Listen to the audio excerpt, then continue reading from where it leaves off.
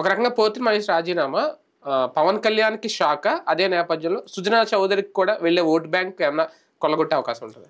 ఏ సుజనా చౌదరి ఇగోని పక్కన పెట్టలేదేమో అనిపించింది నాకు. సుజనా చౌదరికి ఒక అహం. లోకేష్ దగ్గరికి వెళ్ళాడు, ఓసారి బొద్దాయంకర్ నాను నాగుల మీరాతో నువ్వు చెప్పు అన్నాడు.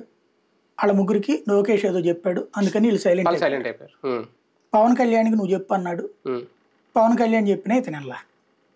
సింపుల్. ఈయనగా వాళ్ళతో కూర్చుంటే నాకున్న అవగాహన వేరక ఏమవుతుంది, మాకెంత ఖర్చు అయిందండి అని చెప్తారు. ఈయన ఇవ్వాలి, ఈయన ఇచ్చే రకం కాదు, సుజన్ రూపాయి పెట్టే రకం కాదు. జనాలకు పంచుతాడేమో రేపు పొద్దున్న తెలియదు. ఇంతవరకు గతంలో పంచిన అలవాట్లేదు కదా. ఎంపీ సీట్ కోసం పార్టీకి ఇచ్చుకుంటాడు కానీ ఎంపీ సీట్ కోసం పార్టీకి కాదు, ఎంపీ సీటు కోసం ఖర్చు పెట్టాడు పార్టీ. విడిగా తెలుగుదేశం పార్టీ సభలు ఎప్పుడు పెడతాడు ఆయన? సభలు ఆరోపణలో ఖర్చు కాదు కానీ ఎన్టీఆర్ ట్రస్ట్ భవన్ ఖర్చు అంతా ఈయనే పెట్టుకుంటారు, హైదరాబాద్ లో మొత్తం అంత ఈయన ఏదో అంటారు, మరి అది ఎంతవరకు తెలియదు. అంటే అర్థం ఏంటి? దానికి ఏదో ప్రయోజనమే కదా, క్విడ్ ప్రోకోనే కదా. అంతే. ఇక్కడ క్విడ్ ప్రోకో రాజ్యసభ సీట్ ఉంది కాబట్టి దానికోసం ఖర్చు పెట్టారు అనేది.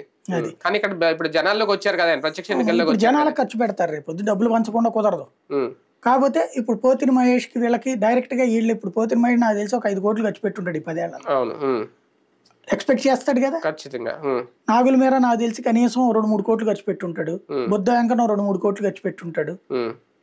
నాకు తెలిసి వాళ్ళు 5 కోట్ల దాకా అయ్యి ఉంటది. వాళ్ళు అక్కడ సభ